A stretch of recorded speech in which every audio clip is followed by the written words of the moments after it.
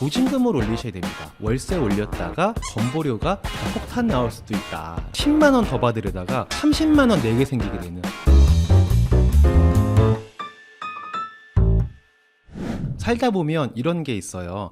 알면 정말 별거 아닌데 모르면은 정말 모를 수밖에 없는.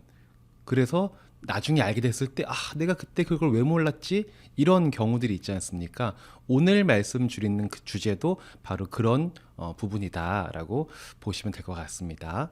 요즘에 그 월세 가격이 올라가고 있어요. 그리고 부동산 가격도 많이 올랐고 또 그러다 보니까 자연스럽게 또 월세가도 전월세 가격도 올라가고 있는데 최근에 어떤 고객분께서 월세 갱신 시기가 되어서 이거를 10만 원 정도 더 올리려고 하셨던 분이 있으셨습니다. 그래서 제가 안 올리시는 게 나을 것 같다라고 말씀드렸던 사례였습니다. 아마 이게 그분께도 꽤나 도움이 되셨을 거고 그리고 이런 비슷한 사례에 있으신 분들이 굉장히 많이 계실 거예요. 그분들께서 이 영상을 참고하시면 살림살이에 조금 도움이 될 수 있다 라는 말씀을 드립니다. 일단 상황은 이랬습니다. 은퇴한 65세가 넘으신 노부부셨고요. 재산으로는 아파트 2채가 있었고요. 한 10억 정도가 됐습니다. 두 개 합쳐서. 그리고 소득은 국민연금 그리고 소일거리 또 월세 받는 거 합쳐가지고 총 150만 원 정도의 소득이 있는 상태셨습니다. 이분들의 고민은 이거였어요. 이분들께서는 보증금을 5천만 원을 올릴 것이냐 월세를 10만 원을 올릴 것이냐 를 고민을 하고 계셨습니다. 기존의 임대차 계약을 보면 보증금 1억에 월세를 30만 원을 받고 계셨습니다. 근데 요즘에 시세를 봤더니 보통 1억 7천에 30, 뭐 1억 5천에 30, 그러니까 보증금 규모가 훨씬 올라가는 거고 그리고 월세도 당연히 그만큼 올라가게 되겠죠. 그러니까 이분께서는 고민이 되시는 거예요.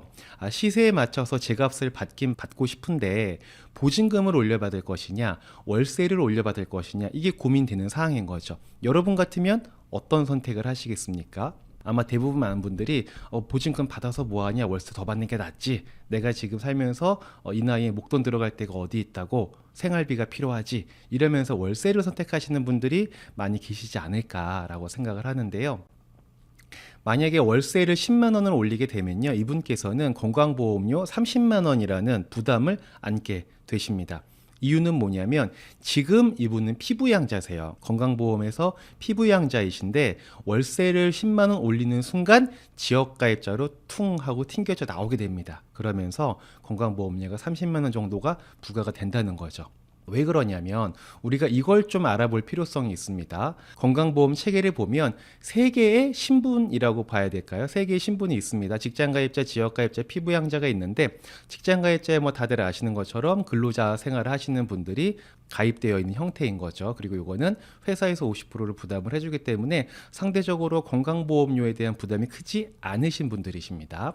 그리고 지역가입자분들, 이분들이 가장 스트레스를 많이 받으시는데 이분들의 특징은 소득뿐만 아니라 재산까지 점수화해서 점수당 205.3원을 곱해서 이제 그 보험료를 부담을 하게 됩니다. 그리고 이거는 회사 생활을 하는 게 아니기 때문에 100% 본인이 부담을 하셔야 되는 거죠. 마지막으로 여기 이제 피부양자가 있는데 피부양자 같은 경우에는 가족 중에 직장 가입자이신 분이 계시면 그 분의 피부양자로 등록에 대해서 건보료를 아예 내질 않는 그런 상태이신 분들입니다. 건보료 무풍지대다라고도 얘기를 하시죠. 그러니까 앞서 살펴봤던 이분들의 사례를 보면 이 피부양자 여기에 해당이 되는 거예요. 그러다 보니까 사실상 지금 건강보험료 안 내고 있다라는 건데 만약에 이분들이 월세를 10만 원 더 받게 되시면 요 피부양자에서 요 위에 있는 지역가입자로 바뀌면서 건보료가 부과가 되고 100% 본인 부담을 하셔야 된다라는 얘기인 겁니다. 자, 그러면 피부양자 인정 요건을 우리가 좀 알아볼 필요성이 있는데 피부양자 요건은 크게 2가지를 보시면 됩니다. 어떤 사람들이 피부양자로 인정이 되느냐? 흔히 말해서 돈이 엄청 많으신 분들은 피부양자가 당연히 안 되겠죠. 상대적으로 나라에서 정해놓은 기준 이하인 분들 같은 경우에는 생활살이가 건강보험료까지 부담이 되면 너무 힘드실 수 있으니 피부양자로 인정해드리겠습니다 라는 거죠. 그 기준을 보면 재산 기준으로는 5.4억 이하여야 하고 소득 기준으로는 지금은 3,400만 원 이하인데 요게 7월 1일부터 건강보험료가 2차 개편이 있었죠. 그러면서 2천만 원으로 변경됐고요. 그리고 요게 시행 일자는 9월 1일로 예정이 되어 있습니다. 그래서 우리는 2천만 원으로 얘기를 하도록 하겠습니다. 그래서 소득 기준은 2천만 원이다라고 보시면 돼요. 그러니까 쉽게 말해서 재산은 5억 4천보다 적고 그리고 소득은 2천만 원 미만이면 피부양자로 인정해준다라는 거예요. 자, 여기서 포인트가 금융재산 물어보시는 분들이 되게 많으시더라고요. 나 부동산 자산은 5.4억 이하인데 은행에 내가 한 2억 정도 현금 자산이 있다. 이것도 재산에 반영이 되느냐? 라고 질문하시는 분들이 많이 계시는데 금융자산, 현금 자산은 반영이 되지 않습니다. 대신 현금성 자산이 은행에 들어가 있다 보면 또는 어떤 금융기관에 들어가 있다 보면 그 금융재산으로 인해서 이자 수입이 발생하잖아요. 그 이자 수입은 여기 보이는 소득 기준에 합산이 된다라고 보시면 됩니다.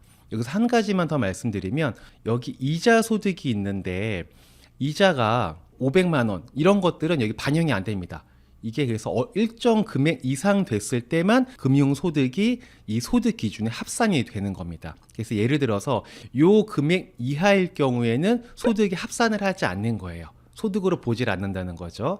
근데 금융소득이 얼마 이상이 되면 요 기준 이상이 되면 이 전체 금액을 소득으로 합산해 가지고 반영을 한다라는 얘기가 됩니다.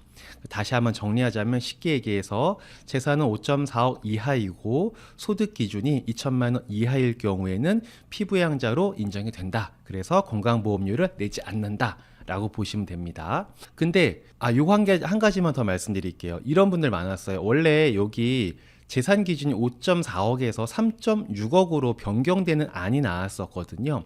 근데 밑에 보시면 물가 상승과 경제 상황 등을 고려해서 그거는 반영하지 않기로 했다고 합니다. 5.4억에서 3.6억으로 재산 요건이 변경되는 게 있었는데 그거는 일단은 변경하지 않는다. 5.4억 그대로 간다라고 보시면 됩니다. 자, 근데 이제 아까 앞서 본 사례를 보시게 되면은 약간 이상한 게 있으셨을 거예요. 이분들 같은 경우는 지금 아파트가 두 채가 있고 두 개 합치면은 시세가 10억이 넘습니다.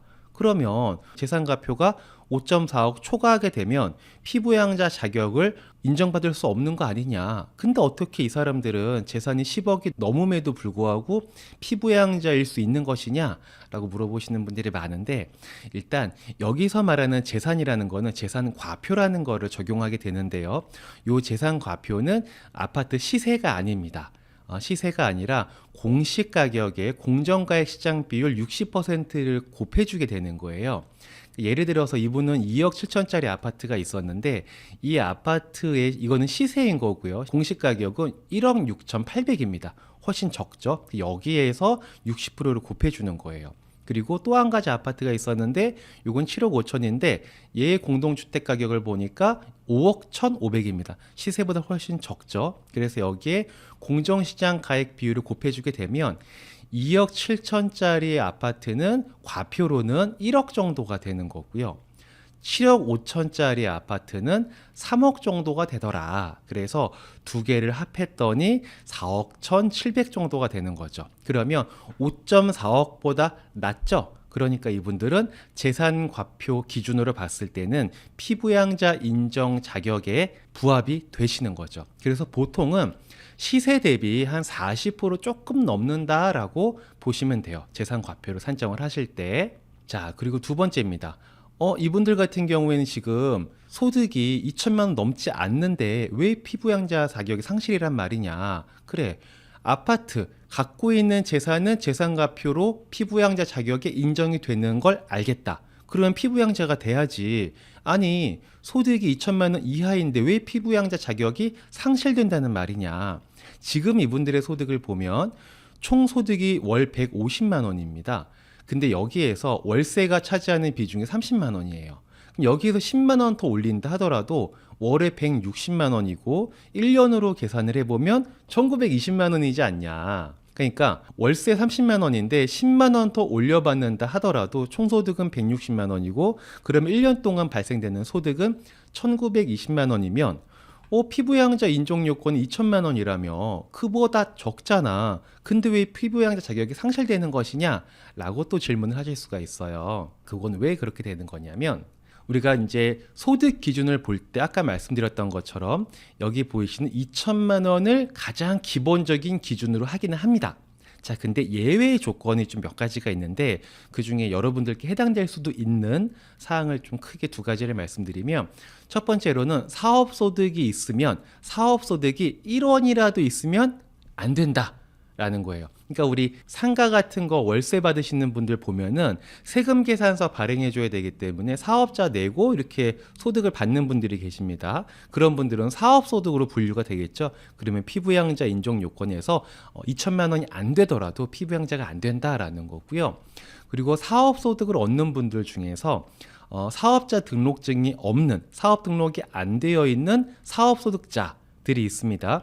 대표적으로 뭐 보험 설계사 분들이나 학원 강사나 뭐 프리랜서 분들이 대표적인 사례가 되는데 그런 업종에서 소득을 발생시키는 분들은 연간 500만 원이 초과되면 그분들은 피부양자가 되지 않는다. 여기서 말하는 500만 원은 실제로 내 통장에 꽂힌 게 아니고 벌어들인 소득에서 필요 경비를 제외한 남은 금액이 500만 원이 초과될 경우에는 피부양자 자격이 상실된다라는 얘기입니다.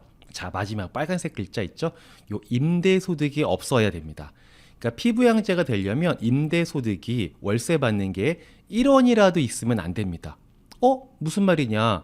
아까 전에 이 사람은 월세로 30만 원씩 이미 받고 있었고 근데 피부양자였다면서 근데 이제 와서 임대소득이 1원이라도 있으면 피부양자가 안 된다니 말이 안 맞지 않냐? 라고 또 질책하시는 분들이 또 궁금해하시는 분들이 계실 수도 있는데요. 임대소득을 정하는 기준을 우리가 알아야 될 필요성이 있습니다.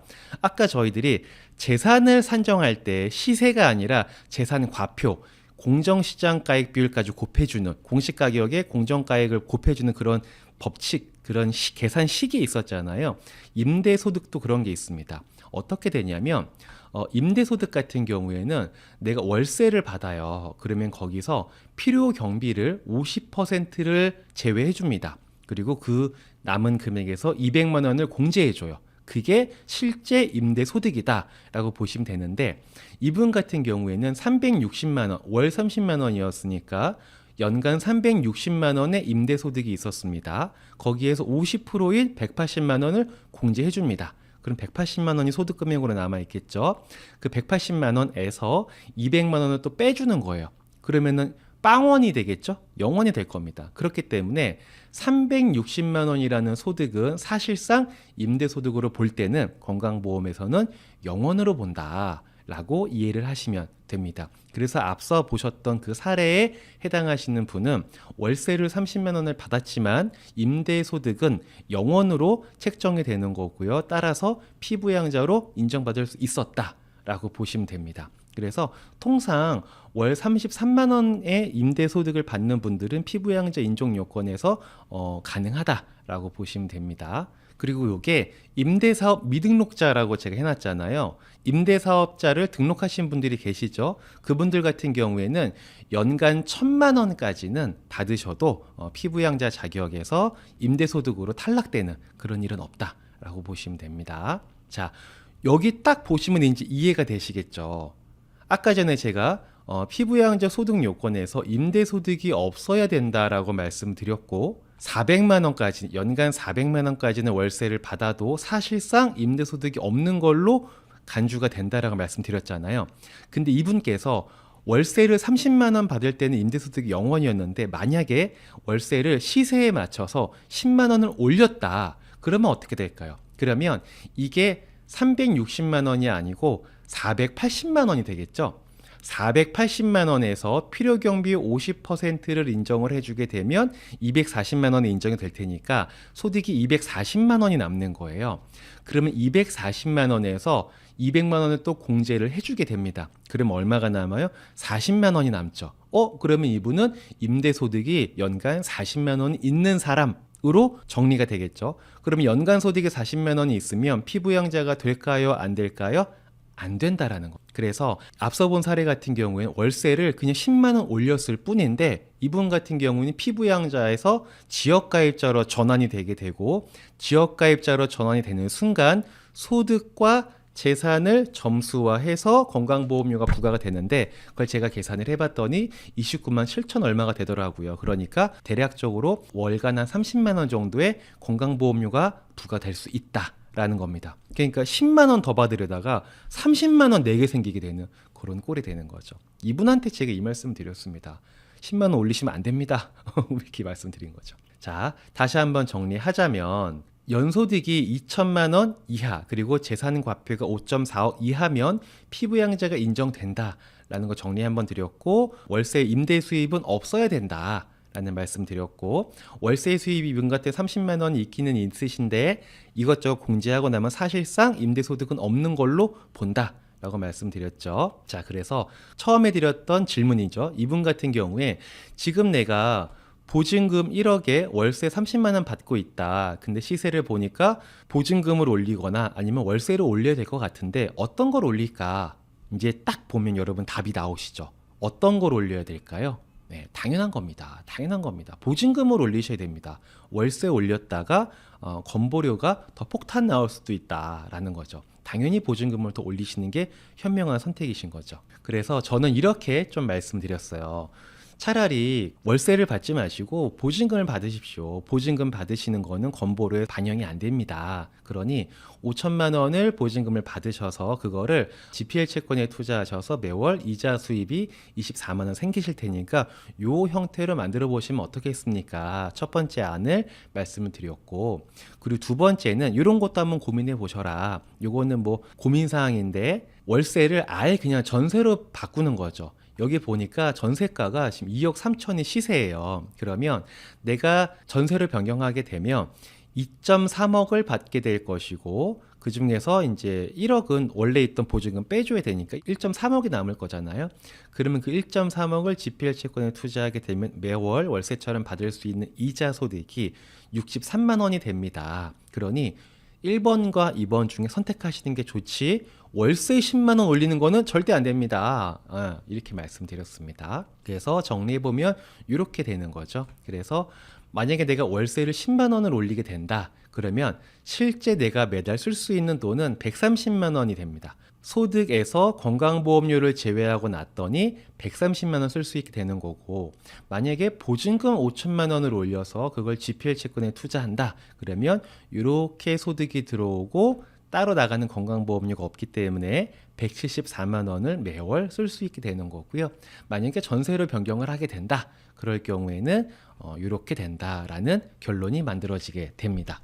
그래서 사실 제가 지금 말씀드린 게 되게 어려운 걸 말씀드린 게 아니잖아요. 굉장히 간단한 건데 건강보험에서 피부양자 인정 요건 중에 임대소득을 어떻게 계산하느냐 이거 하나를 알아서 신경 쓸 수 있느냐 몰라서 그냥 지나가고 나중에 알게 되느냐에 따라서 월 생활 씀씀이 소비활동에 굉장히 큰 영향을 주게 된다라는 겁니다. 자, 이제 여기까지 말씀드리고 나면 이제 저희 기존 고객분들, 저희 행복재무상담센터를 오랫동안 알고 계셨던 분들께서는 GPL 채권이 뭔지 잘 아시기 때문에 충분히 이해가 금방 되셨을 거예요. 근데 이제 이 영상을 처음 보시는 분들은 또 이러실 수 있겠죠. GPL 채권 그게 뭔데?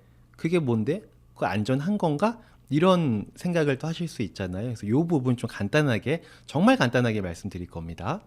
이 얘기는 제가 유튜브에서 하도 많이 해가지고 똑같은 걸 또 얘기하려고 좀 민망하긴 하지만 또 처음 보시는 분들을 위해서 한번 처음 하는 것처럼 설명을 드려보도록 하겠습니다. 세상에는 여윳돈이 있으신 분이 있고요. 자금 조달을 원하시는 분이 계십니다. 그러면 이 여윳돈이 있으신 분은 누가 내 돈 빌려가서 이자 쳐서 잘 갚았으면 좋겠고 또 자금 조달을 원하시는 분은 누가 나 지금 자금 융통 좀 도와주면 내가 이 돈을 가지고 더 좋은 일을, 더 큰 일을 돈 벌 수 있는 일을 할 수 있는데 라는 생각을 갖고 계십니다. 근데 서로 두 분이 모르기 때문에 아무 일도 일어나지 않죠. 그래서 저희 행복이가 중간에 개입을 하게 됩니다. 그래서 저희는 양쪽에 다 고객분들이 계시죠. 여윳돈이 있으신 고객분도 있고 또 자금 조달을 희망하시는 고객분도 있기 때문에 그냥 공인중개사처럼 중간에서 연결을 해드리는 거다라고 보시면 되고요. 이런 식으로 진행이 됩니다. 그리고 항상 돈이라는 것은 내 주머니에서 나가는 건 쉬운데 나갔던 돈이 다시 내 주머니로 들어오는 건 이게 쉬운 게 아닙니다. 그 돈이라는 거는 앉아서 빌려주고 서서도 받기 힘든 게 금전거래다라는 말이 있어요. 이것도 마찬가지인 거죠. 여윳돈이 있으신 분이 이자를 받을 목적으로 돈을 이렇게 융통을 했는데 근데 못 받을 수도 있지 않습니까? 그래서 안전장치라는 게 필요하죠. 안전장치는 뭐냐면 당연히 저희가 중간에서 연계를 해드릴 때 아무나 연결해드리진 않고요. 안정적인 담보를 제공할 수 있는 분들께만 연결을 해드리지 않겠습니까? 그래서 해당 아파트 물건의 근저당권을 저희가 설정하고 고객분들께는 질권 설정이라는 걸 해드리게 된다라고 보시면 되고요. 보통 또 이런 말씀들 많이 하시죠. 근저당권 뭔지 알겠다. 내가 집 살 때 은행 가서 돈 빌렸더니 우리 집에 근저당권 설정하더라. 그래서 돈 안 갚으면 너네 집 경매로 넘겨서 난 자금회수 할 거야 라는 목적인 거죠. 그게 근저당권입니다. 근데 질권이라는 건 내가 좀 생소한데 라는 분들이 좀 계실 거예요. 질권이란 건 뭐냐면 쉽게 말씀드리면 가장 먼저 경매 진행 시에 가장 우선해서 배당을 받을 수 있는 사람이다 라고 보시면 되고 근저당권보다 센 거다 라고 이해하시면 되는데 이렇게 진행이 됩니다.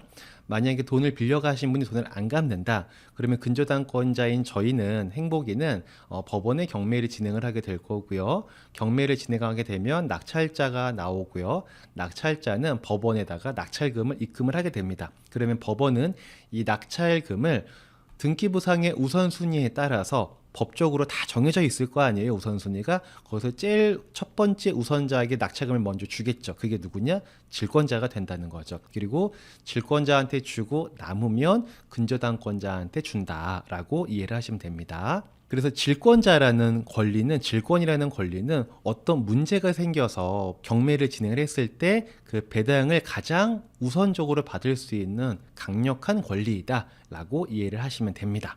자, 그래서 요렇게 진행할 때 요약하면은 이자율은 고객분들이 받으시는 게 3.8% 이자인 거고요.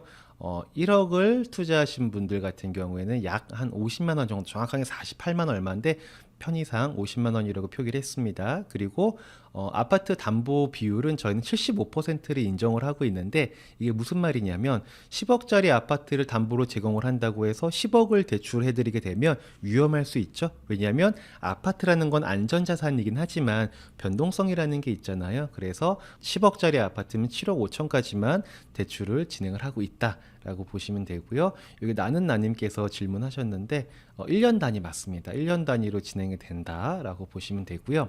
담보가 되는 아파트 대상 물건은 아파트라고 해서 무조건 담보로 인정하지는 않습니다. 왜냐하면 제가 특정 지역이나 누군가의 재산을 폄하하려는 목적은 아니지만 저기 뭐 경남 의령의 모퉁이 땅에 있는 나홀로 아파트 이런 거는 사실상 경매로 진행이 됐을 때 낙찰가를 저희가 가늠하기 어려울 수 있거든요. 그런 것들은 위험성이 있기 때문에 담보를 인정해주지 않는다 라는 거고요. 좀 자세한 내용을 알기 원하시는 분들은 제가 이 영상 하단에 링크 남겨놓을 테니까 참고하시면 되고요. 자, 이런 것들 다 설명해 놓은 게 있으니까 나중에 다른 영상에서 확인하시면 좋을 것 같습니다.